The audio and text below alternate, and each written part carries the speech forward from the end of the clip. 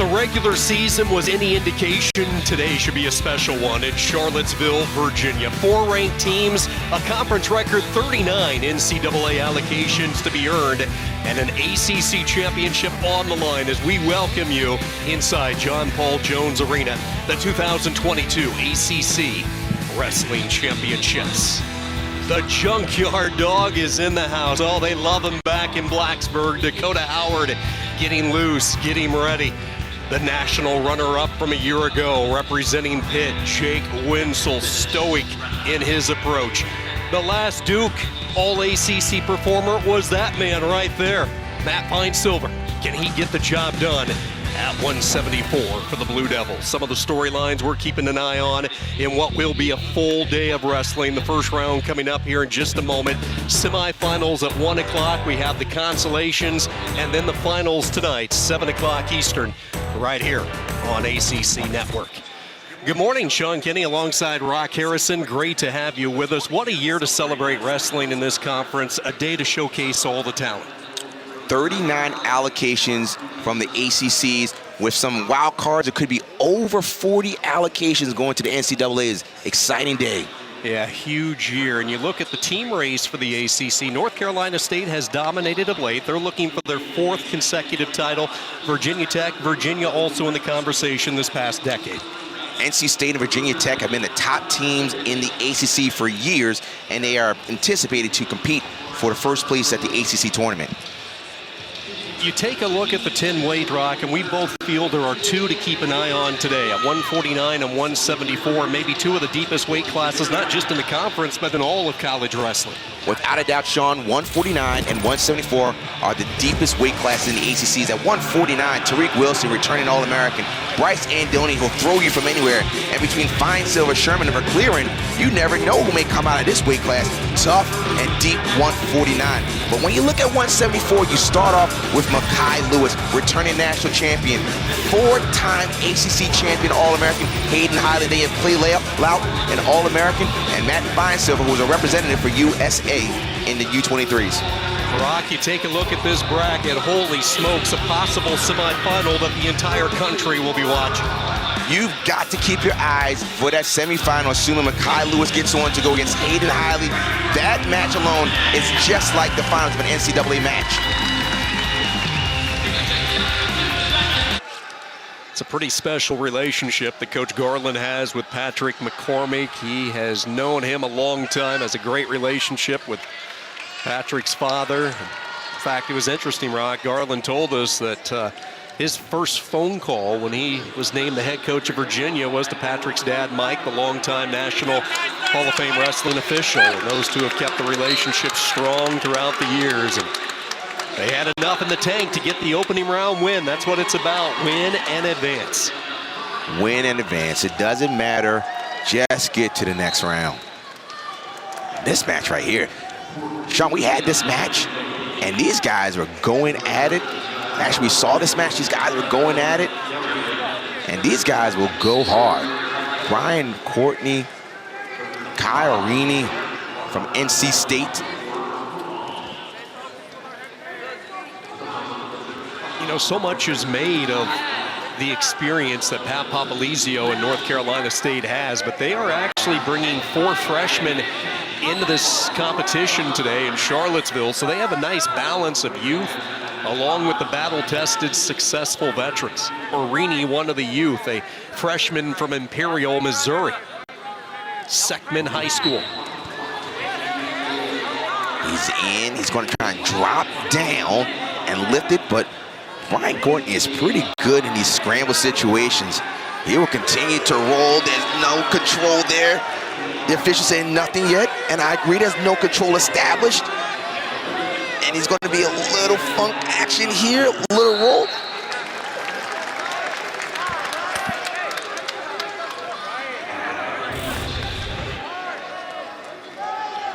Courtney had the ankle, and he's going to try to hip over, roll through, and then get out of bounds. Starting fresh. Arini has a sneaky good double, but that was a shot by Courtney, and Courtney doesn't shoot much. I was just saying that Arini has a double that's pretty explosive, and Courtney likes it when someone gets to his leg and he can sit the corner.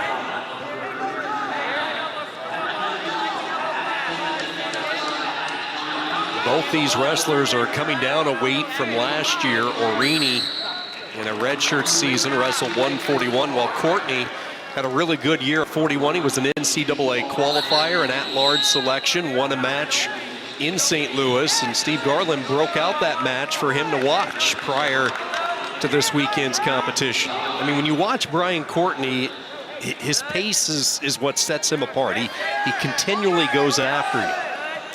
And what's interesting about that is that usually guys that have pace like that are shooters, but Brian Courtney really isn't too much of a shooter. He's going to push the pace and make guys tired and make them take bad shots on him. But Orini's in one of the better rooms, not just in ACC, in the country. So they train for these tight matches at NC State.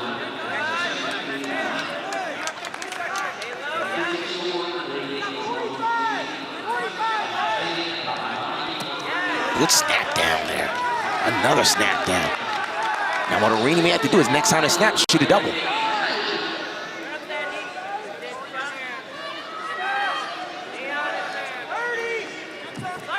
Good double. That's that double we were talking about. The double we were just talking about.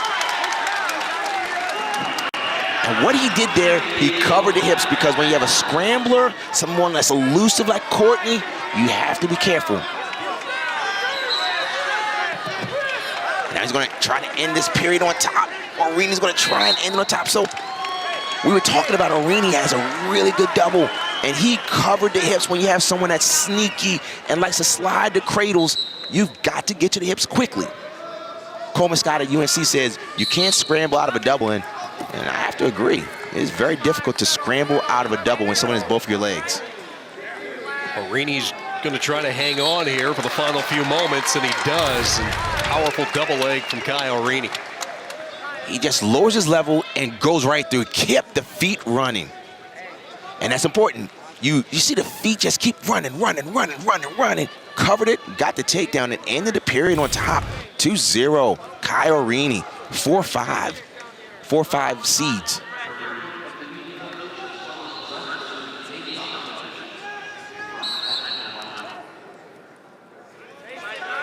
Quick stand up by Orini. Courtney will grab a leg. He's going to have to improve on this position. That's why you see the official counting. He's got a whizzer, so there's not much they can do. So at this point, so he's counting him, but he's saying, look, you put yourself in that position, and Orini is in a better position. Got to watch the arm. But Courtney still has a leg, so there's still no count.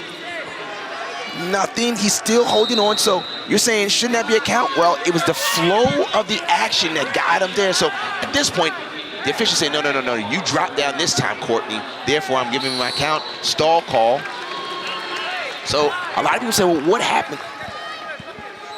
What was the difference? Was Brian Courtney put himself there?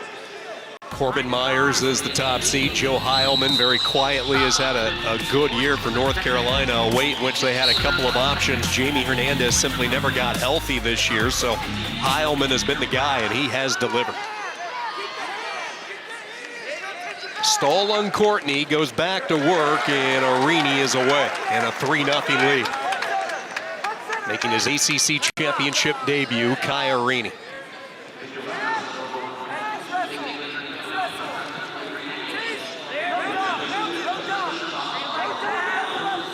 Kai Orini has a good shot. Good re-shot. I mean, as soon as Brian Courtney popped his head, Orini went down. Now he's got to figure out the mystery of how to take down Brian Courtney, who likes to be in these situations. And you watch him and say, what? He's hopping on leg, but Brian Courtney is really tough here. And Orini can take his time. He's leading. Not much is happening. And Courtney's going to get to the mat and try to fight hands. Very deliberate. Orini knows how much time he has and just never really could get to his spot where he was comfortable, so he's going to have to bail out on it. Good job by Courtney. Short time wrestling, 17 seconds to go. Courtney trying to find his offense. So went with that snap down a couple of times, but Orini has not been fooled. Orini's wrestling very well. Very smart match. Not doing much to put him in a position because he knows that Brian Courtney is tricky if you get in on his legs. He's been consistent, 72 career wins, had the memorable NCAA championship last year in which he won a match for the first time in his career, 6-3 this year in duels for head coach Steve Garland. But he's in a buzzsaw right now with this talented freshman, Arini. And Arini's good on top. Working hard, trying to eat down the riding time. So now, you saw the count because it was Arini that put himself in that position to drop down, and that's why the count started. He really has wrestled for his first match at an ACC, and we're not surprised, but he's wrestled a real tactical match against Brian Courtney. And Courtney's a tricky guy to wrestle. And finishing doubles and doing enough to be aggressive on top. Sean, you are right. He's wrestling a very tactical and smart match.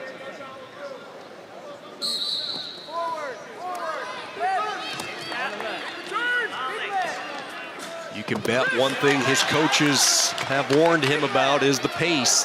Courtney's just going to keep coming, and you're going to see this energy bubble just keep getting bigger and bigger from Brian Courtney as time dwindles.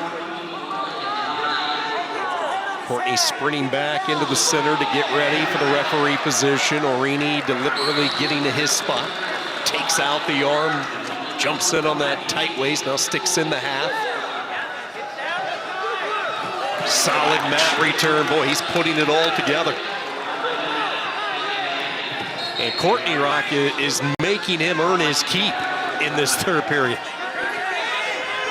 Looking for a cradle, little cradle action here.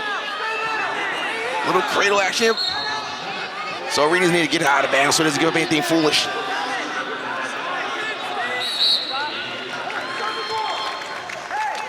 It's getting down to the time where Courtney's gonna have to pull something out. 53 seconds of riding time going to Arini. Down 3-0.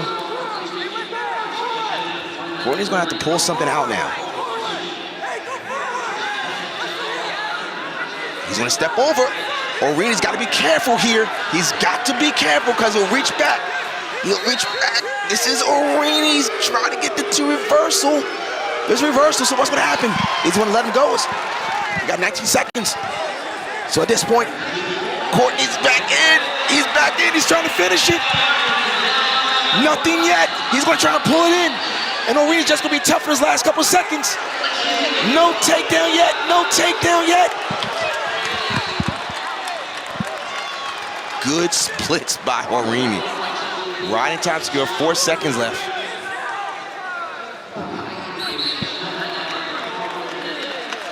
A weight in which North Carolina State was hoping to get some points from their youngster. Pat Papalizio has talked about it so many times. Even well beyond the ACCs, when you get to nationals, you need your freshmen to perform. You need them to score points. And Kai Arini with a real fundamentally sound opening round match here as he takes down Brian Courtney. You're absolutely right. Very sound, very smart. When he shot his shots, he made sure that he covered both legs for doubles. And then on top, he was doing enough to get the riding time. Really well coached and well executed match by Kai Arini. No score 2 minutes into this first period, and for the first time, we're going to take a look at some action over on the second mat, which is happening simultaneously, the two mats inside John Paul Jones Arena.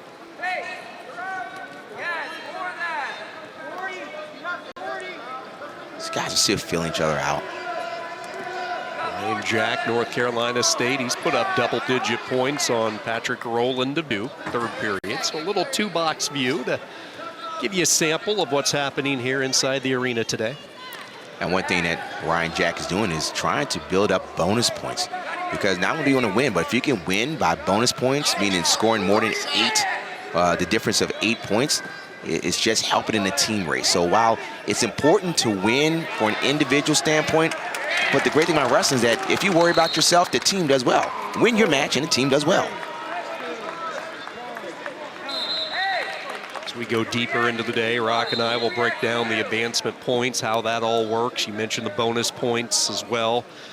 We've seen Penn State win numerous national championships via the bonus point route once they get to nationals, and all those rules still apply here today in the ACC. Jack certainly sensing blood in the water. He knows he has a chance to pick up an additional point for his Wolfpack. Meanwhile, we go to the second period on our mat number 1. Girardi starts underneath into a quick stand-up. Cedeno able to drop down to a leg, and he will trap the arm as well. Good job there by Cedeno to withstand the initial surge from Girardi. And keeping our eyeballs on Ryan Jack, he's on the cusp of getting a tech fall, which is even more points. But Cedeno's doing a good job. Girardi, he's going to be solid. He likes to do a sit-out, and sometimes he stands up. But what I've seen with UVA wrestlers, they like to put pressure forward on the shoulders of their opponents.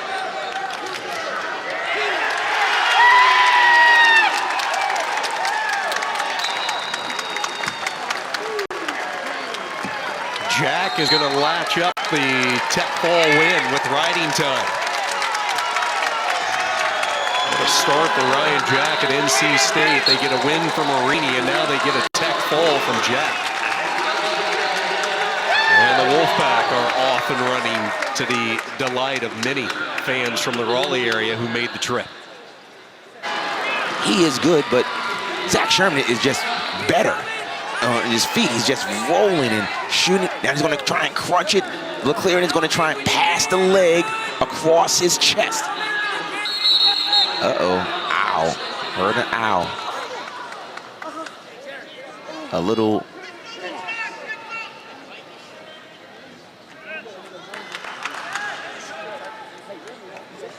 Sherman, the one who was all tangled up, and he immediately stopped it with his knee. Coleman Scott, along with the trainer, both coming out onto the mat. Now Steve Garland is out there, along with Coach Paulson.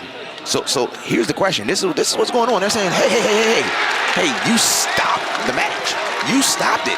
If he stopped it because of saying, ow, that should be injury time. And that's what they're talking about right there. Say, look, or maybe the official said, I stopped it because I wanted to, because I thought something bad was happening. Therefore, it's neutral. So they said, look, you know, hey, it was me because I wanted to make sure that. But look at this. He gets right back up. Now this is where McLaren is good. So right here, Zach Sherman's got to be careful with his bear hug, because McLaren would do double overs and throw. And what he's doing, Sherman is keeping his hips away, because if he gets his hips too close, that's when McLaren would do an overhook. Here we go. Oh, nothing. That's a takedown right there. Takedown. After you get a little bum knee or some action right there. Zach Sherman comes right at he went right at the bear hug, and he put McLaren to his back, but then getting back points. Connor Brady, Ed Scott, critical opening round match. The two favorites, North Carolina State, Virginia Tech, they go toe-to-toe. And an early takedown by Brady. Scott able to get out. Pat Papalizio knows this one is pivotal when it comes to team implications. A 2-1 lead for Brady halfway through period 1.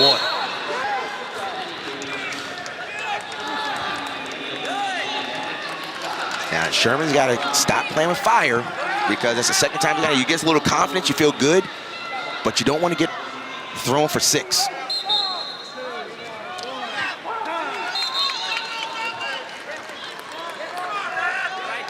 Zach Sherman's going to take bottom. McLaren's going to be on top. Man, my heart is racing between these two matches. This is 157, 149. Yeah, exactly. And you look at 57, Brady, an uncharacteristic 0-4 in ACC action this year. And this is a guy that the Hokie staff is just waiting for to put together a string of wins in conference. And this might be the day that he can really deliver for his team. A highly touted recruit coming out of Powell, Ohio, Liberty High School. And a blood timeout as the action stops. So here's the thing with Zach Sherman. He's going to do enough to keep McLaren on his heels, just moving, darting in. And McLaren really hasn't shown anything from an offensive standpoint unless there's double overs. Double overs meaning you locking both arms and can go through a throw.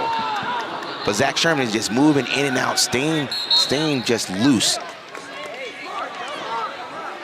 At the beginning of the year, when I went to UNC, and I talked to Zach Sherman and asked him about, how's he feel at 149?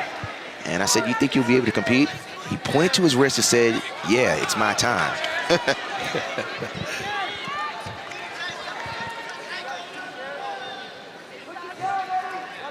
So we need to see some offense here by Vauclair to create a scoring opportunity or getting a scramble. But Zach Sherman's doing a good job of little half shots, just moving his feet. He's defending that left leg that something got tweaked earlier. So you can see he's leading with the right leg and kind of hopping a little bit with that left. And this is where Vauclair wants to be. He wants to be in the overs. That is the last thing that Coleman Scott wants to see, another injury. He told us this has been the toughest year in his years of coaching with all the injuries that UNC has faced. Oh, you saw Vauclair went for a super duck, and right when he went for a super duck, Zach Sherman dropped down to the ankle. He's just going to hold. He's got short time. He's just going to wear it out. So at this point, look for a super duck from Vauclair. And this is offense. Just watch for it. Super duck.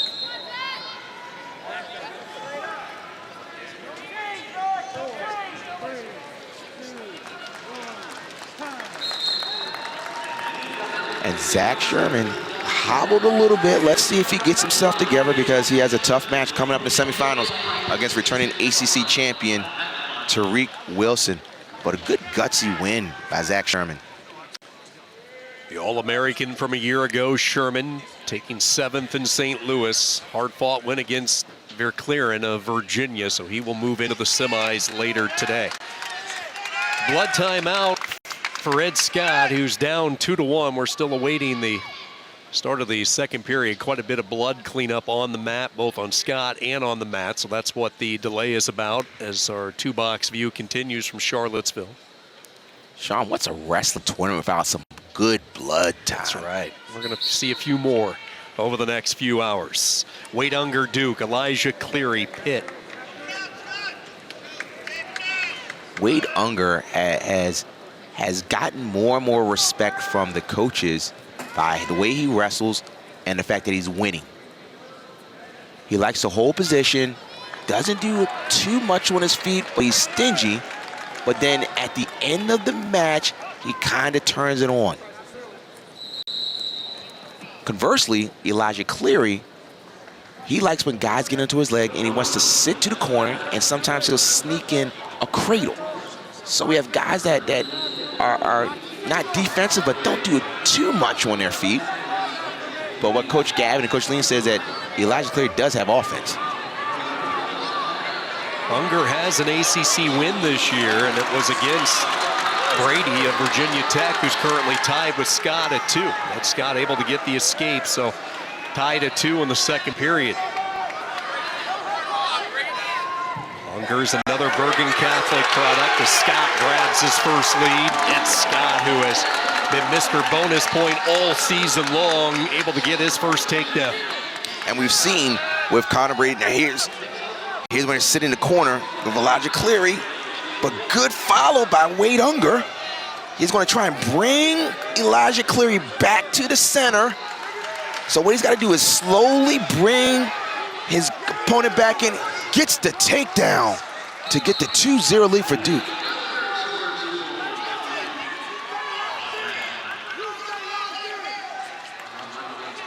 Takedown by Wade Unger. And so can we get some back point action? It's got to be at least 4 inches from the mat. Well, Scott's looking up and saying, look, give it to me, give it to me. Nothing yet. And so we've seen on mat 2 with Connor Brady. Connor Brady is to the point where he has worn out as the match goes on. And as you see, he just got the stall call. So this is where Virginia Tech wants Connor Brady to get stronger, because we know that Ed Scott's going to keep driving and keep pushing. Meanwhile, Unger continues to hold serve. A 2-1 lead in the first period, inside a minute to go. Unger was part of the Duke starting lineup at 149 a couple of years ago, making the move up to 57 this year. And he was a guy I had my eye on coming into today. Showed signs of life late in the year for head coach Glenn Lanham. And a solid opening period against Cleary at Pitt. And having a lead with Unger is pretty advantageous for Duke because he's pretty stingy on his feet. Stingy meaning he doesn't really give up too much because he has good positioning on his feet. Elijah Cleary's got to go to his offense. Yeah, that's a real good point. He only gave up 4 in his loss to Keating this year, Virginia. Gave up 5 in his initial match with Cleary. So he typically is a tough one to score on, so you don't want to play catch-up when you're wrestling Wade Unger. And Cleary down a point as they flip the disc, and it comes up green, so it will be the Pitt Panthers' choice. He'll defer. Unger says, I'll start down. Let's go back to Scott. Third period underway. Starting in the top position, over a minute of riding time for the hammer, Ed Scott. First caution against Wade Unger. You get another caution, nothing happens, but on that third caution, it's a point to your opponent.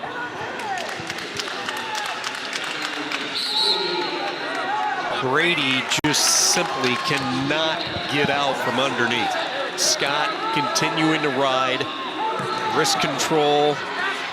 Brady trying to get up to his base. Scott with the claw now, tripoding near the edge, little sit out, and out of bounds they go.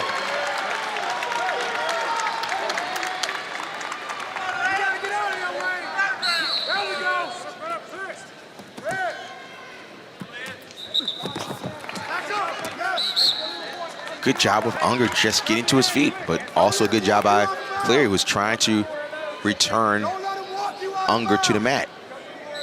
So that's the question that people say, why isn't that stalling? It's attempts. It's not 5 seconds. 5 seconds, he's got to do something. No, it is attempts. And at this point, is Elijah Cleary making an attempt? He is not making an attempt, and that's why the official said that's a stall, and then 1 escape. So 3-1 for Unger.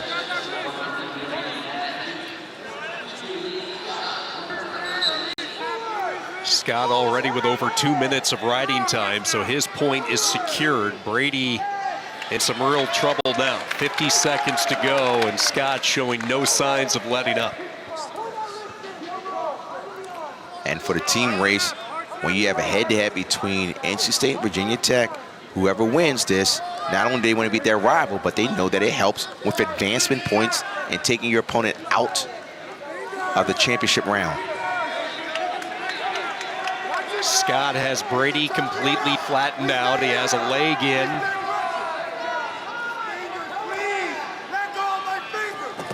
Ooh, good shot by Elijah Cleary. But good defense here. Elijah Cleary's got to come on up. He's got to bring Wade Unger back to the center. Slowly bring him back to the center. But he tried to trip. He's got to try to get in. Nothing yet. The foot's still in. Wade Unger's still going to continue to wrestle. Then out of bounds. Action call. Sean, I think that they heard the other whistle from the other match, and there was a little hesitation. But that was the best scoring opportunity so far for Elijah Cleary. And that's Scott making Pack Nation happy by beating Hokie Nation. Bloodied but victorious for Scott at North Carolina State. Less than 15 minutes at the top of the hour. Colin Girardi certainly gave Virginia Tech some life. Wade Unger, part of a strong contingency of Duke wrestlers picking up first-round wins. And how about the battle-tested veteran Greg Harvey whipping up 7 offensive points in a flurry. Tony Roby says this is a long day, young man. Keep the head on. A lot of wrestling still to come from Charlottesville.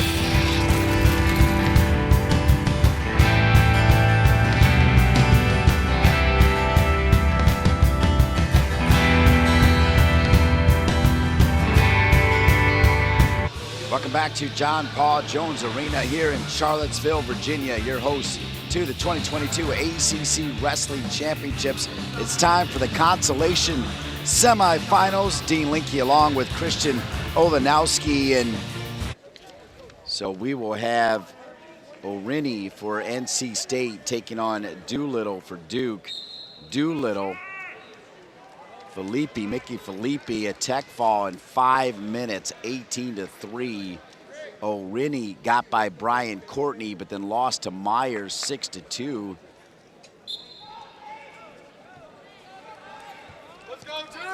So on mat 1 here, you got Gage Curry and Spencer Moore. They're in their second overtime stanza, so they've made it through the first overtime. They made it through the 30-second tiebreakers. Now they're on to the 1-minute sudden victory. This match is huge, right? Two guys looking for a spot. Curry looking to qualify for his 5th NCAA tournament. Meanwhile, Orini, who's already won once today, has the lead on Doolittle on mat 1. But you're right, a lot of drama at 125 to get to that all-important third-place match here, Christian. And Orini looked solid against Corbin Myers. Obviously, not where he wanted to be, right, in the backside here, but he lost 6-2 to Corbin Myers earlier today, defending ACC champion. Good showing for the Young Bucks. So now he's battling, looking for a shot to make it to the NCAA tournament. A win here will do that for him. Yeah, he's racking up points. It's 10-2. Meanwhile, the overtime suspense. Yeah, Moore and Curry, 2-1. 10 seconds of riding time for Curry. Curry will go down in the next stanza. And Spencer Moore, probably the youngest kid in the gym, right? But I mean, for someone who's not a fan, I don't think anyone in here is younger than Spencer Moore. He's true freshman from Kentucky. At this point last year, he's in high school, right? He could be saying a year later, I'm an NCAA qualifier. So a ride out here will send him to the NCAA tournament. And we'll keep an eye on it. You see Moore with that lead. Curry to his feet.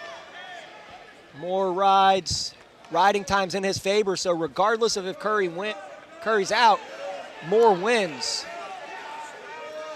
Curry's got to go.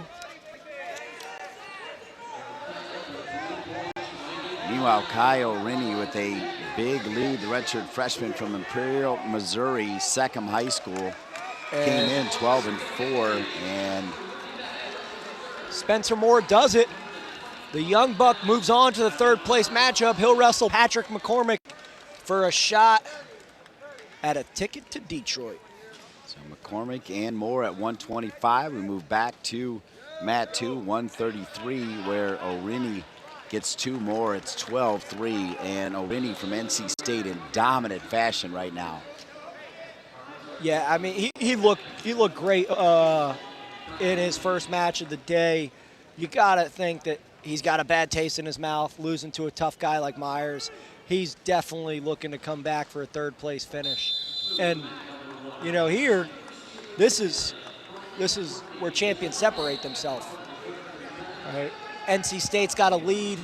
They're looking to separate themselves from the Hokies and continue to build on that. 12 points for Orini. Quick up to his feet. Doolittle, the 6th seed, brings Orini down, but Orini spins right around and goes right on the attack, and he'll get 1 for the escape.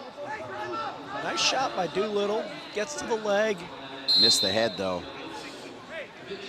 Young wrestlers, that is a lesson for you at home. Stay on the leg. The head is not your friend. You shoot to the legs, stay on them. You don't shoot to the head. Speaking of young wrestlers, there were some Christian fans here with River City Wrestling, who you coach here. Cool to see the young kids getting excited, watching high-level wrestling. And this is how you get to this stage, right? The young kids getting excited, being around the sport from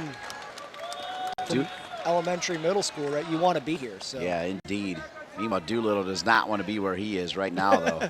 Well, tough loss here.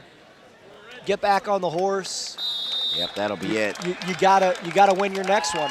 That's all there is to be said. So.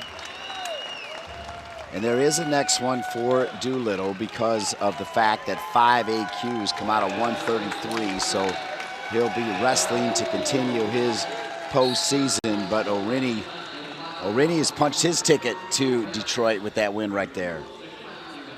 If I'm not mistaken, well, Hayden Hidley still got to wrestle. But if I'm not mistaken, I think that might be 10 qualifiers already for NC State. Wow. 10 for 10? I think so. I could be wrong. I'll confirm that stat while I'm chattering, but 6 teams, 10 weight classes, 1 full day of ACC wrestling with 39 NCAA allocations on the line. Pleasure to have you back with us in Charlottesville alongside Virginia Tech standout medalist Ty Waltz, international medalist beyond even his playing days in the ACC, even his wrestling days there. And I'm Jason Patterson. And Ty, boy, that first set of matches here in the consolation bracket, very entertaining. Few surprises there. And now we come down the home stretch with the 165-pound classification, in which only 3 qualifiers will be awarded NCAA bids. So you got to win this one, win 1 more to get there if you're wrestling at the 165 weight classification. And we have Santiago and Bullard locked up and getting going here. Absolutely, Jason. Santiago has a tall task ahead of him with Thomas Bullard. He's the full package. He can scramble, he can shoot, and he can ride. One of the best top wrestlers in the NCAA. So a tall task for a younger wrestler for sure. And fared pretty well in the earlier match today, did Santiago. Olre, though, picking up the 6-4 decision. And in the case of Bullard, it was McCoy, the 3 seed, who came through that first round and then used the ride time point to advance and bounce another of the 2 seeds over into this consolation side of the bracket. Yeah, this is where you see nothing affair, by the way, there, Ty, that it was just the riding time point that made all the difference in that battle with McCoy. Yeah, that's where you see at championship conference tournaments, that's where you're going to see guys wrestling where they're best at as often as they can, and that was the story for McCoy there in that semifinal bout. Both him and Bullard show what they had on top, but it just proved to be more for McCoy. Already taking place on mat 2 a bit earlier. Virginia Tech with a 5-3 decision in favor of Olre, and that is what's waiting as the winner of these 2 will advance to take on Olre for the right to punch that NCAA ticket. A 5th season performer in the ACC championships for Bullard. He knows the drill, that much is sure. One of the extremely experienced seniors. The way things have gone the last couple of years, Ty, gives a whole new definition to seniors. We have so many of those super seniors out there who have made their mark on the conference, and Bullard is a guy, another one of those who's been around a while. Yeah, it used to be fun to keep track of who the old guys were, but now it's like, all right, they're all old guys. Here's a little more on the veteran for NC State, now in his grad student phase. And he knows how to get to NCAAs, but a couple of, as we said, steps away right now. Plenty of work to be done after the way things went in that very tight contest with McCoy. Yeah, he's going to be looking to follow in his brother's footsteps to be able to get to that NCAA tournament and try to get on the podium.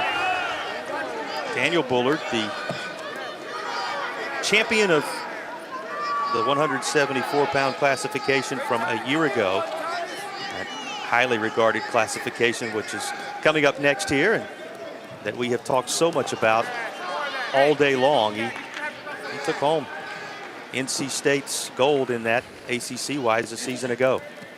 Yeah. Thomas, similar to his brother too, just stays in really good position throughout the entire match. He's got a low stance. He keeps his hands low. He's not going to take a shot if it's not there. If you get to his legs in the off chance that you get through his head and hands defense, he's going to be going over the top, trying to find an ankle, trying to find a knee, and creating a scramble that he's very talented in coming out on top of. So a formidable foe, undoubtedly, here for Santiago. Georgia native, prime location it's becoming to find so much of this wrestling talent in the ACC.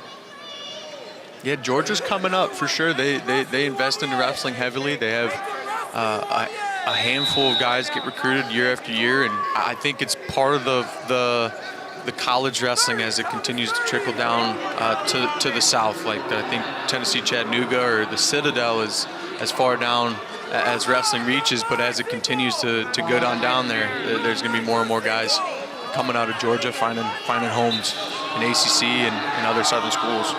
Bullard having inched ahead. We should mention Bullard in 2017. He started out at 157, and then of course each of the last 3 appearances in the ACC championships have been right here in what has been his home for some time now, the 165-pound classification. And that brings us to the end of the round, still clinging to that 1-0 advantage is Bullard.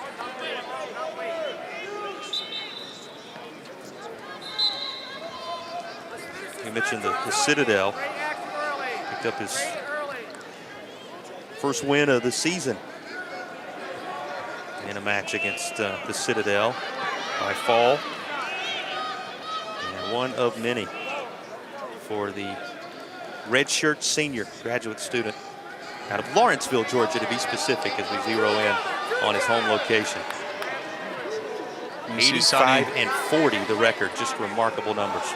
You see Sonny kind of show some respect to Bullard's top wrestling there in the third period, negating to take bottom position, just decided to go onto his feet. So you'll see him work to get to his offense, although he has been a little far away from actually getting his hands locked on a leg.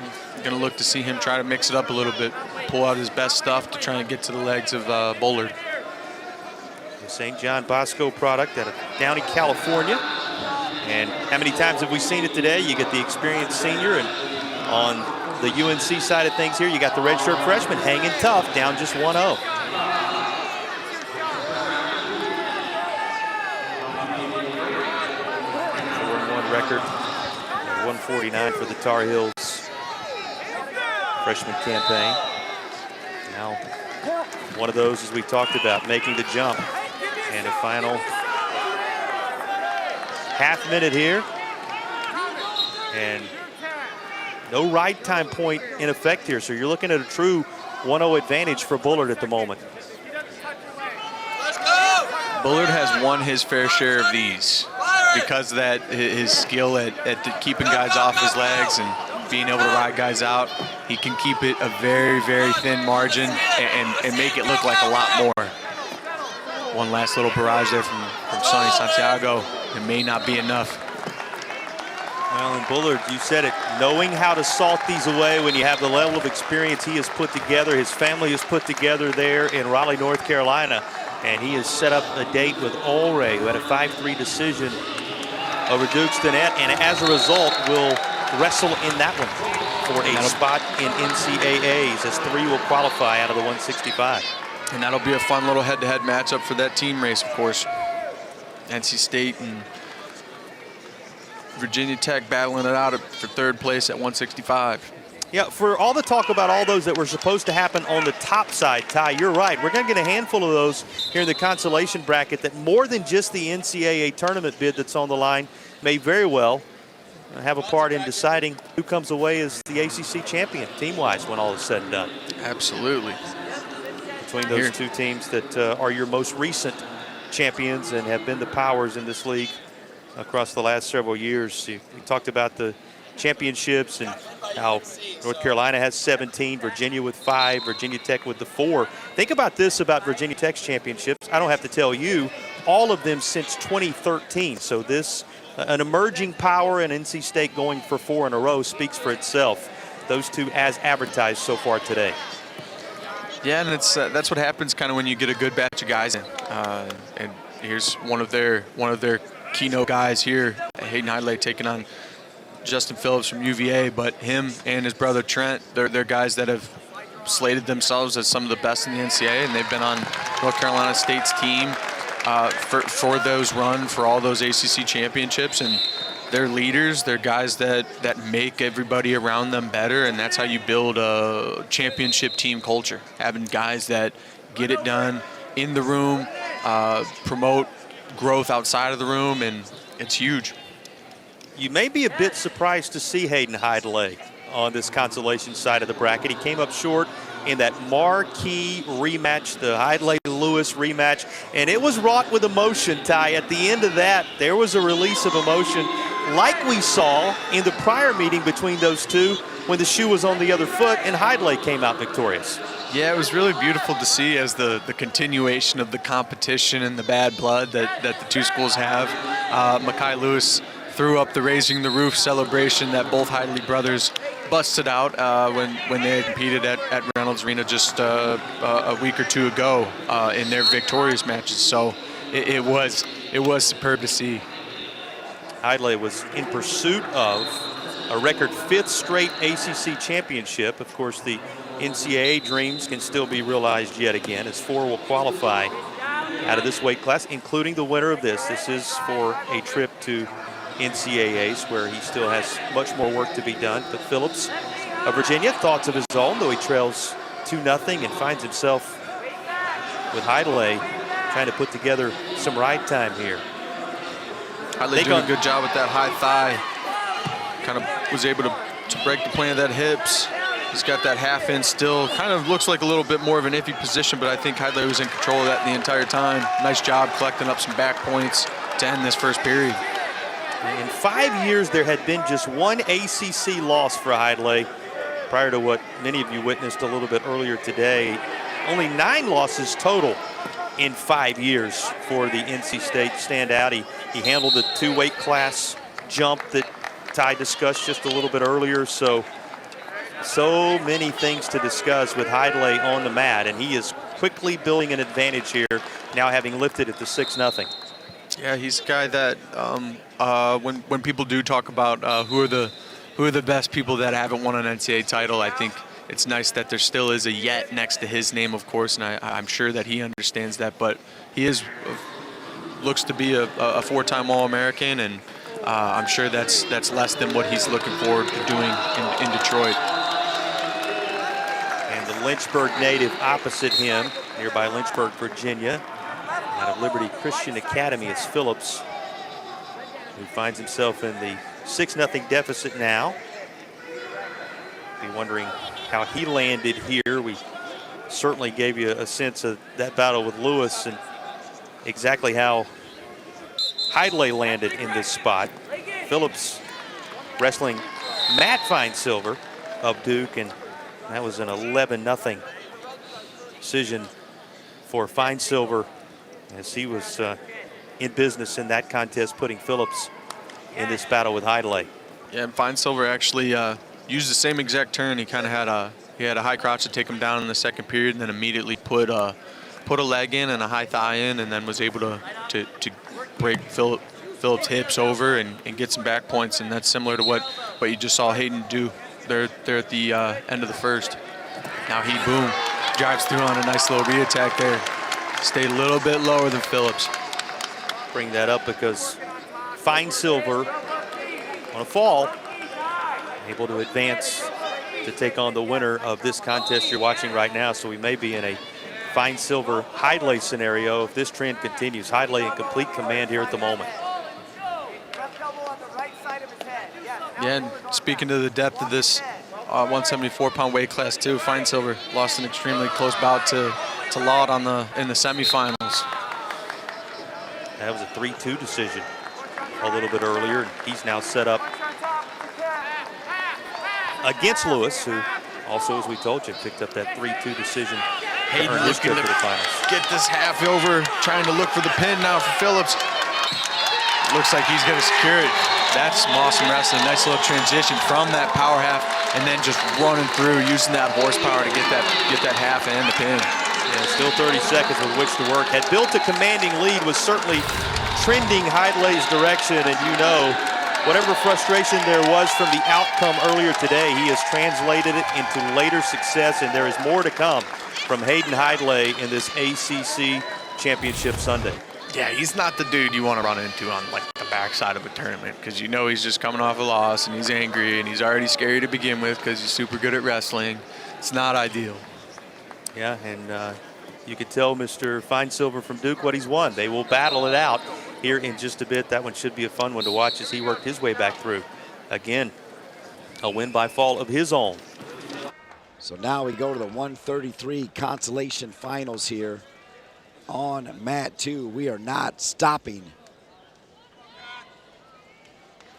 And at 133, it's Joseph Heilman from North Carolina, Kai Orini from NC State. And Orini has looked great today. I mean, he's looked in postseason form. Got a takedown on Corbin Myers. You know, probably not something he's saying, I got a takedown, right? He wants to walk away with that win, but he pushed a returning NCAA champ or All-American, 6-year senior, young buck. These pups are hungry, so.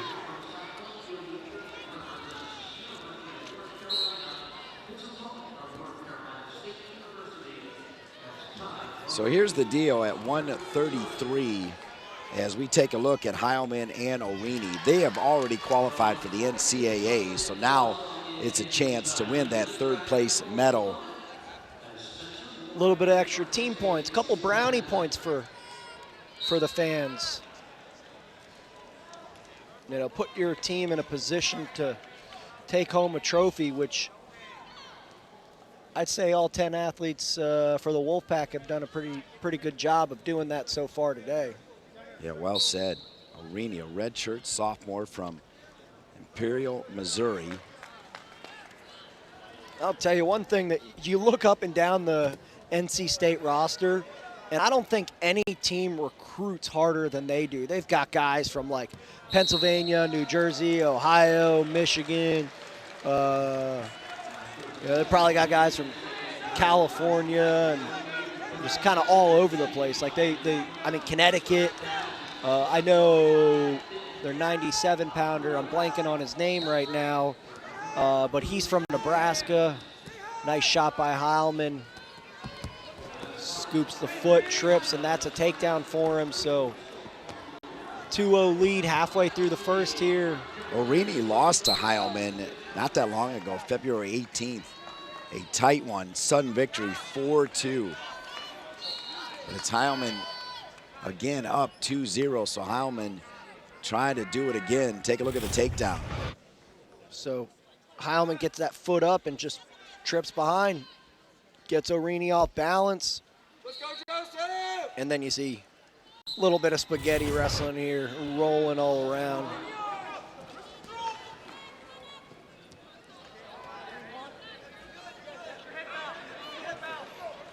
So Orini to his feet, drops to the ankle, does Heilman, big trip, out of bounds, does a great job of ensuring that he doesn't give up that stall call on that 5 count. So over on mat 1, tied at 1. Riding time is a factor for McCormick, I believe. That's with an AQ on the line on mat 1 at 125. Here at 133, these two wrestlers already have their AQ. Now they're looking for a third place title. And Coleman Scott still fired up.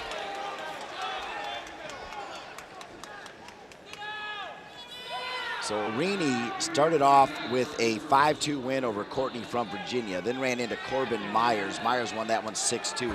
Orini goes down to the consolation bracket, takes care of Doolittle in 4 minutes, 19-3.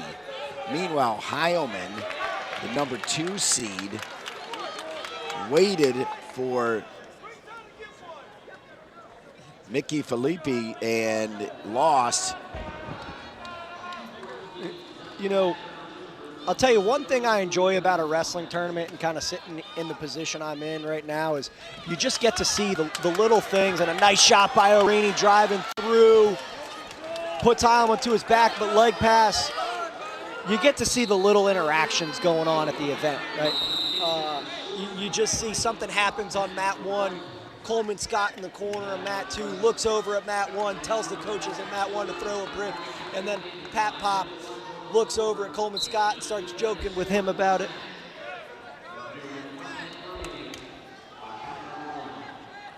So, just funny little things you see in the arena throughout the day.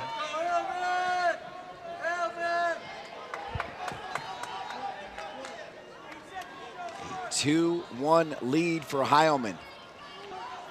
Action-packed matchup between two schools from the state of North Carolina.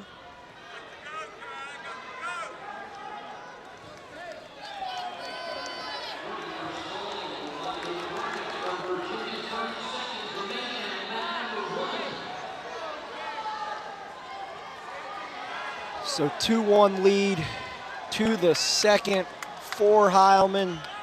Orini real compact down there on bottom, up to his feet real quick. Doesn't waste a second. So we're tied at 2. Quick release from Orini, then a quick shot denied there by Heilman.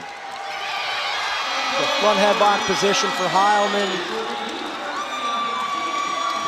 So McCormick, I'm pretty sure, won for Virginia, which is huge. So at 125, punches his second ticket to the NCAA tournament.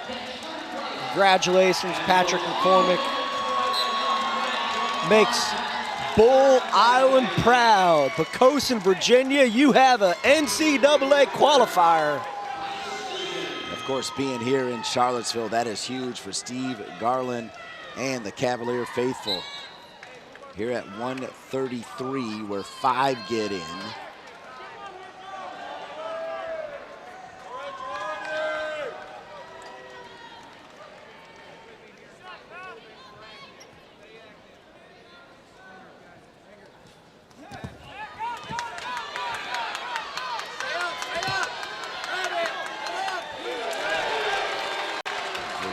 Trying to avenge a regular season loss. He was down 2-0 early, but now with 2 more points is up 4-2. You know, one thing about these NC State wrestlers is they wrestle tough, they wrestle hard, they wrestle through every position, and they are not looking for a break. So Orini takes a 4-2 lead, and a nice shot here by Orini. Gets that foot up. Heilman tries to pass, tries to crunch him up for a cradle, and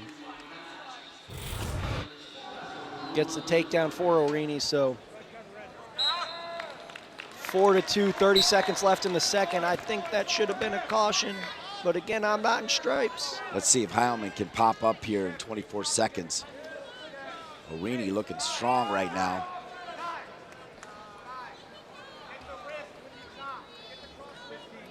Hard ride here by Orini. And finish this period on top is going to be huge for the sophomore.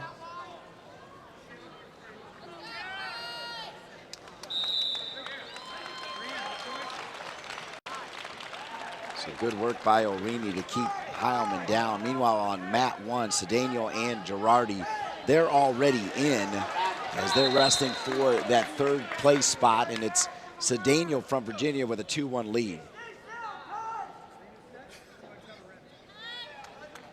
So 4-2 to start the 3rd. Heilman takes bottom, gets to his feet. Nice lift and return by Orini. Scoots out of bounds.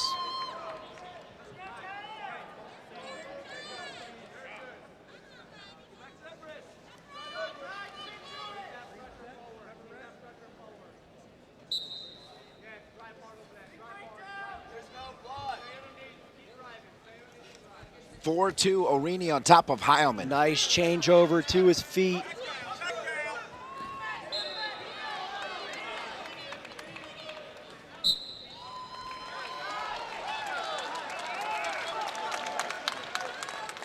And Heilman's got 14 seconds to get out until riding time gets over a minute. So pivotal, that's a hard word to say. Pivotal 15 seconds here. As you could tell, I didn't do well on the vocabulary section of the SAT test. You're fine, my man, doing great. Kristen Olenowski, River City Wrestling, Virginia State champ. Spent time at Michigan State. Cedeno and Girardi over on mat 1. And Girardi won that match earlier today. Cedeno in the lead, 4-1 now, looking to reverse. So Cedeno runs through a nice double leg and drops Girardi right to his butt here to get that second takedown of the first period. That match was a 1-0 win for Girardi this morning.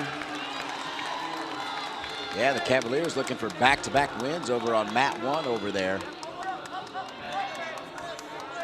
So both of those, everyone wrestling right now is going to the NCAA tournament already. That's right. So these matches are just cherries on top. Well, one of the things that does come into play is the seeding in Detroit, so every victory does count. Absolutely, and as we saw, I believe it was 2 years ago, where they began seeding all 33 wrestlers, right? So these little matches, these little wins, right? Cedeno's lost to Girardi twice this year. You flip that script, you get seeded higher than him at NCAAs, right? That helps. Changes the dynamic. Yep, Cedeno's got a lot of work to do, though. It's only 4-2. But you talked about Girardi likes those close matches. Meanwhile, here on mat 2, Orini from NC State lost to Heilman in the regular season, but has looked strong here. He's just riding. I mean, so clean. He's not giving up easy escapes. He's being stingy, changing direction, staying on his toes. Yeah, he's got that riding time locked up. I mean, mat returns, effort. That's why these guys consistently win ACC championships. Simple math. Heilman's got to get up and then get a takedown here if he wants to extend this, because Orini has that riding time in play. And he just looks like he's wiped Heilman out. Heilman already knows he's good, though, so sometimes that creates less urgency, despite everything we talked about as far as seeding. Yeah. And Heilman has beaten Orini. Well, there it goes. He gets one. He gets the escape. He's got 9 seconds. You never know. He's going for it. Had the shoulder of Orini for a second, and Orini, I think, is going to do enough to hang on, and he is. And Pat Papalizio behind the North Carolina bench is pumped up as Orini gets a 3rd place medal at the ACC Championships. Reversing a loss from earlier in the year. All right, finishing the day on a strong note. He's flexing to the crowd. He's fired up, so. No matchup at 149 as Fine Silver gonna injury default there. So Zach Sherman, your 3rd place finisher at 149 pounds. So we'll move up to 165, where we got Thomas Bullard of NC State taking on Clayton Ulrey of Virginia Tech. An important matchup here. It's huge. Because this is the first match we've seen in this session, or this round, that you got to win to go to NCAA. So you said it. And AQ is on the line right here. Bullard from NC State, Ulrey from Virginia Tech. Ulrey beat Dinette 5-3. Bullard took care of Santiago 1-0 to get to this point. So this is a big one for the team race. and, you know, NC State wins this one, this will be their 10th. They got it at 30, 25, 33, 41, 49, 57. Yeah, I mean, this is the last one they've got to win to get all 10 NCAAs, so. So Thomas Bullard qualified in 17, 19, and a year ago, 2020 All-American. The number 2 seed was knocked off by the 3 seed McCoy, 1-0.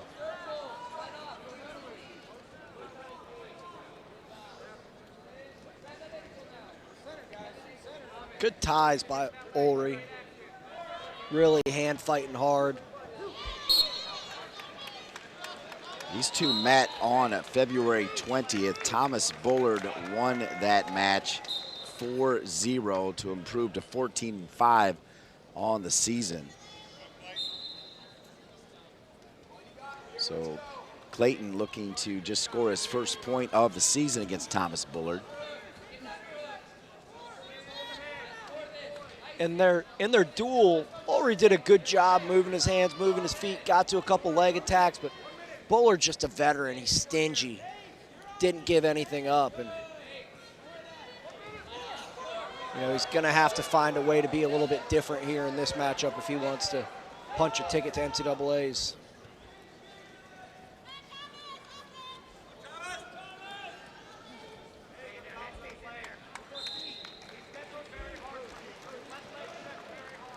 .165, 3 AQs. This is the 3rd place match right here for that final AQ.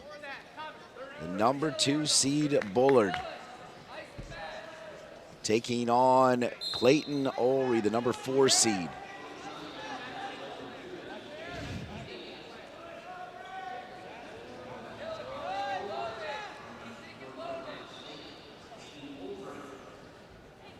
What'd you see here in the first with no score, Christian?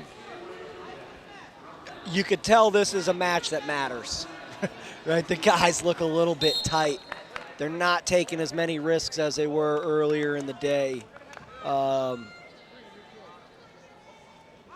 know, love to see these guys open up a little bit more in the second. Bullard's going to get choice first. He'll go bottom. This is a huge ride for Ulrey. You got to ride tough here and not make this easy on him. Bullard going to stand right up. Bullard with the first point. Bullard stands up, thought about a quick shot. It's 1-0 Bullard. So Bullard with the first point coming in the second period. And now you see an increase in the action right after that nice shot there. Quick escape. Only a 4-second ride for Ulrey. You think about all the great wrestlers on this NC State team. Bullard leads them all with 27 career pins. Of course, his brother Daniel, an All-American and an ACC champion at 174 a year ago. An All-American was his twin brother, Daniel Bullard. And that's why you see Thomas back, right? He wants to do something special. He's around inspirational guys every day like Pat Popolizio and Kevin Jack and Adam Hall and Timmy McCall. Right? Not hard to be convinced, hey, you can do this. You can be an All-American. You can do exactly what your twin brother did. So Thomas back for what feels like year number 10 of his career. I think he's only a 6th-year senior. Maybe 5th year. No, 6, because he sat out 2018. Yeah. So you were right, 2017, 21-12, 19, 21-10, 2020, 23-6. Last year, 6-7, and this year for Coach Pat Popolizio came into this championship at 14-5. And a nice shot by Ulrey, but the defense, this is where he struggled in the duel. Bullard tries to pass. Bullard trying to hang on here for 12 seconds. Ulrey trying to flip the leg. Ulrey, can he get it over? Bullard almost releasing here. That's 4 seconds close. remaining. That's got to be 2. You can see right there the Virginia Tech bench was calling for 2. They almost threw the brick, and Bullard held on. Remember that moment right there. Yeah, now both officials are going to talk it over. Yeah, they said they're going to check that out, right? That's too close to call. So the great thing about that is Virginia Tech did not have to throw the brick either. Meanwhile, Cedeno did beat Girardi. So I think it's a takedown when that right leg steps over Bullard's left. Right there. That's got to be, to me, that's 2. He got the foot hooked. Bullard tries to roll to his back. Just because I don't know. I guess they're going to call it no 2 because he was holding on to the leg. It's so hard to tell. I'm so skeptical about my own opinions sometimes.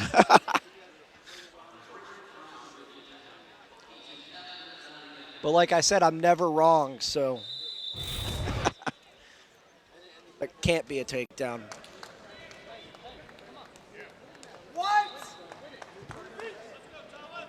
So they do not give it. By the way, at 141, you know that Cedeno and Girardi are both in, but it's Cedeno, as Virginia, Mat 1 here in the consolation round, has been really good over on Mat 1. Yeah. They've been electric. And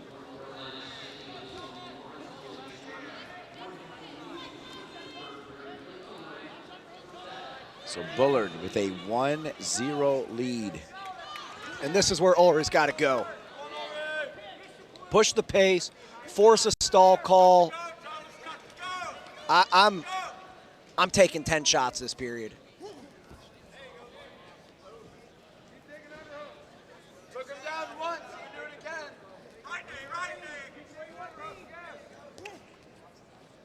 So Bullard doing a really, really, really good job of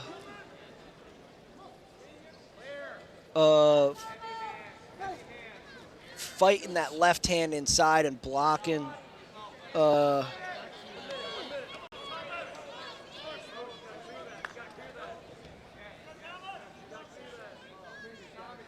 Really blocking off here. Got that underhook on the left side, head position. What do you make of Ulrich's decision on how to start the third here, down 1-0? I think it was the right move. Bullard's a bear on top. Okay. He's long, he's lanky, he's stingy. There's your answer. Yeah, so. But the big decision for me is get out of these ties. You're getting tied up. You're getting slowed down. Move your feet, get to an angle here. Shot there. This is where Bullard makes his money, is those reattacks. And as he climbs to his feet, he's going to pull him back to the center. And for the 4th time in what has been an amazing career at NC State, Thomas Bullard with a 1-0 win has qualified again for the NCAAs. I'll tell you what, I don't know what the athletic director's name is at NC State, but if you're listening to this, give Pat Pop a raise. 10 NCAA qualifiers. Boo Corrigan replaced Debbie Yao. Thomas Bullard 4 times now as he clinched a bid at 165. We're back with more from Charlottesville on ACC Network Extra.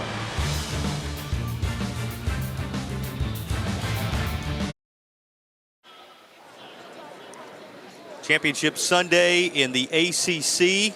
Tickets being punched to Detroit and hardware being handed out. In fact, we're closing in on the 7 o'clock hour when championships are around the corner. Jason Patterson alongside Virginia Tech standout Ty Walls. And it's been our pleasure to have you with us here on the ACC Network for the day that you circle if you're a part of this ACC wrestling family. And we use the term family because that really is the sense you get when you talk to these coaches, the excitement level they have for the 39 allocations that have been handed out and the familiarity between all these wrestlers. Yes, a rivalry, but absolutely they're working together toward the common goal of raising the visibility of this sport. And here are 2 guys that have done just that, Ty. as we see one that we've been anticipating for some time. Third place at 174 on the line. I kind of like the analogy of the family too, because that's not to say families get along all the time. There's plenty of drama within that. And Hayden Hidlay out to a nice high crotch with a quick double leg finish right here. Yeah, if you've ever had siblings, say no more. We got siblings in this conference that have certainly made their mark, and you see the name Hidlay out there. Good time to talk about family. Finds himself out to a 2-1 advantage with Fine Silver, also a name that you will notice on the Duke side of things. And here's another of those old school Tobacco Road ACC type rivalries. Anytime these two schools get together in any sport, it's much like what we talk about with Virginia Tech, Virginia, North Carolina, NC State matches we'll see tonight. A lot on the line beyond just the positioning for the individuals here on a moment like this. Hidlay keeping that offensive attacks going. This one looks to finish in a stalemate, but 2 offensive attacks within the first minute, 15 seconds of the match is pretty good rate. Even just 1 score to be down by against a guy like Hayden Hidlay, with as good as his head and hands defense, his hand fighting in general is a tall task to ask to come back from. So it'll be interesting to see how Mr. Fine Silver answers back. As another of the 2 seeds finds his way here. Seeding's so tough in many ways this year. Something we haven't talked that much about, but everything going computer generated, electronic, out of the hands of the coaches per se.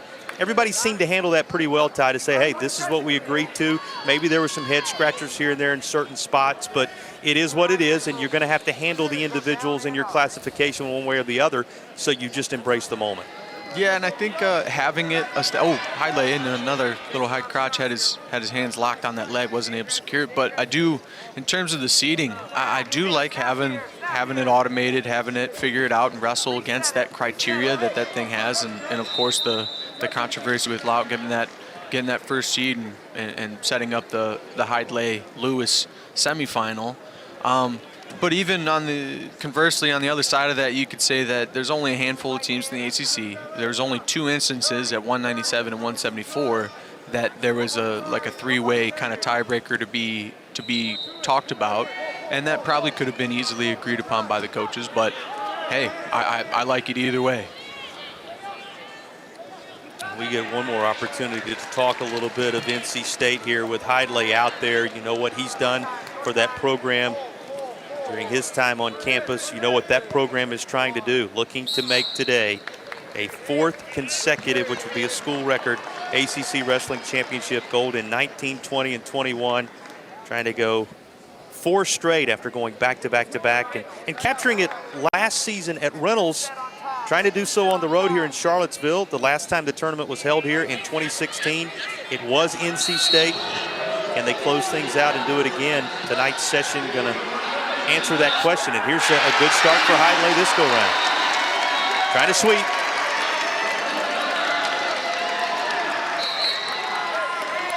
But that's the bigger picture in many ways, Ty. We could talk about the individuals like Hidlay, but this is a unit, this Wolfpack crew.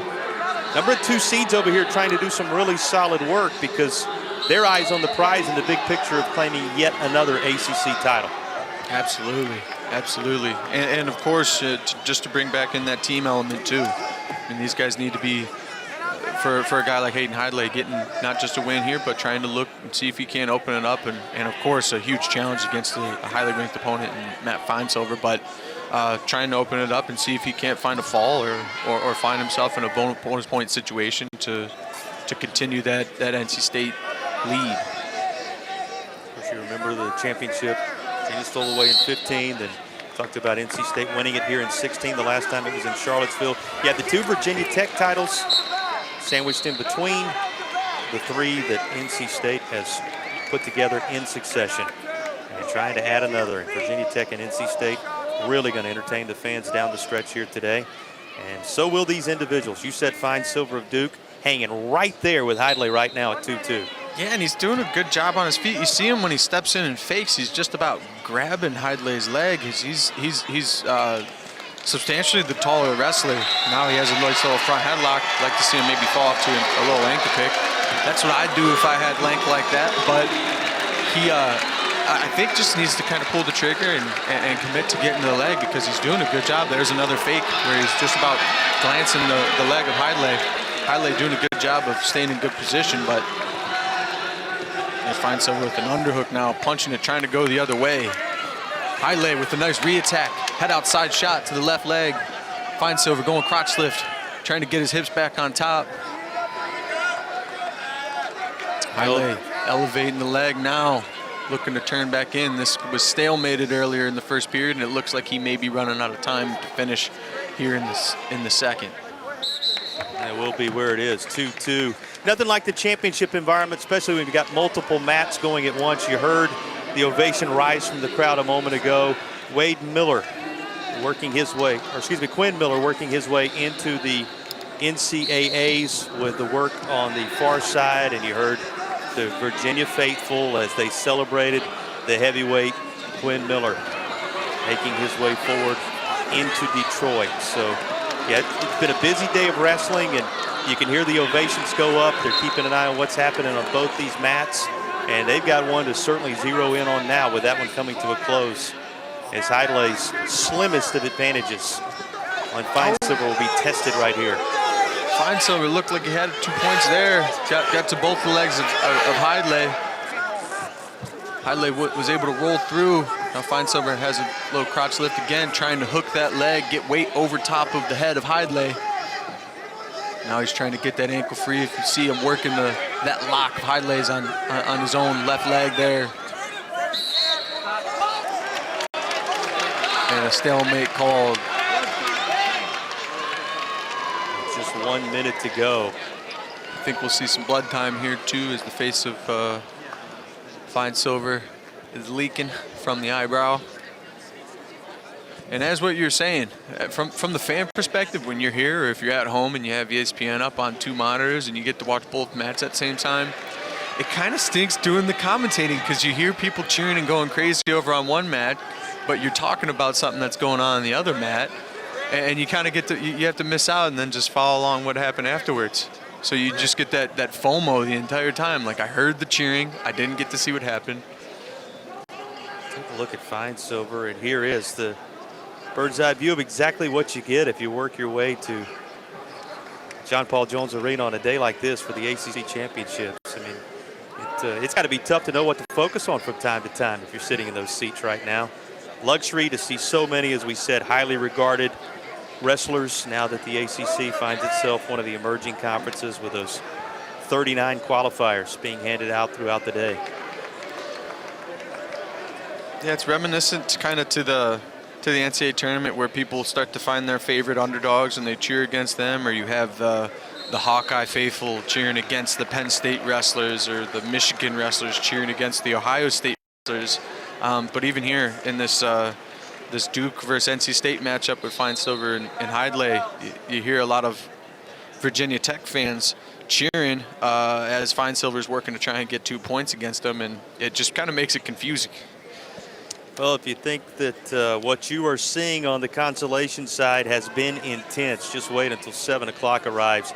ACC championships on the network, and things will be cranked up at 7 p.m. And so many of these matchups, we've talked about them. You know, we've talked about Scott, O'Connor. We've worked our way on through some of the things you're going to see along the way. Camacho, Latona, some of the seats that have held. Any matchups in particular, Ty, that you're pretty pumped about once the 7 o'clock hour comes? There's a whole bunch of them. I'm Give really you every one of them, right? Yeah, I'm really looking forward to the Camacho-Latona matchup, of course, especially after their intense, heated meeting in the previous match over at NC State. I really like the Filippi. All right, I'm not just going to go through every single weight class. You want to just go ahead and give everyone a preview of what's happening over at 7 o'clock all the way through? All joking aside, every one of those critical matches, and certainly in terms of the team pursuit that we've talked about, the Wolfpack, the Hokies, so much on the line there. But, man, it really is going to be a lot of fun at 7. Take a look at this. Still separated by just a single point. Oh, my God, this exchange of events here on mat 1. Feinsilver find himself at 2 points, and Heidle immediately turned it into not just a reversal, but back points. Well, yeah, Feinsilver in a tough spot there, somehow now able to get to the feet. And Heidle that quickly, taking a +3 advantage at 7-4. Now one of the more fast-paced of the sequences we've seen all day long. And it has given Heidle control for the moment. The 2 seed now on the verge. Now Feinsilver with another reversal. Too short on time, though. As he's going to desperately try to find a turn. And reversal bringing it to 7-6, but Heidle too much. And he's going to grab 3rd position in this classification. And here's the moment that it really transpired. This is one of the great sequences of the day. Yeah, I'll take another 2 minutes of that, please. Feinsilver got in on a nice single leg. Little trick knee, wizard position for Heidle, but Feinsilver finds the 2, trying to immediately turn it into his ride, but Heidle continues to wrestle and continues to roll through. Then he gets Feinsilver on his back, nearly finds the pin, and then Feinsilver obviously gets his hips back up and rolls on through. But man, that really was probably the best exchange that we've seen on this mat thus far. As you mentioned, the Dream Team, Sean and Rock, coming up 7 o'clock on the ACC network, where NC State 83.5, looking like they can do it again. Virginia Tech in second at 67, North Carolina 48, Pitt at 42. Yeah, a lot of great wrestling today, but you know, history repeats itself, and the Wolfpack come prepared, hungry, and ready to wrestle. They flex their muscles a little bit today in the ACC, and they're bringing 10 guys to Detroit. So not really much more to be said about that, right? Winners win. Winners win. You're a winner. It's great to work with you, Christian Olenowski. Always a pleasure. Thank you so very much. Good work. All your research as well. I want to thank Sean and Slam, our producer and our director, this great crew. Don't forget the ACC Championships coming up at 7 o'clock on the ACC Network. For Christian Olenowski, I'm Dean Linke. As we say so long from Charlottesville, tune in 7 o'clock tonight for the ACC Wrestling Championships on the ACC Network.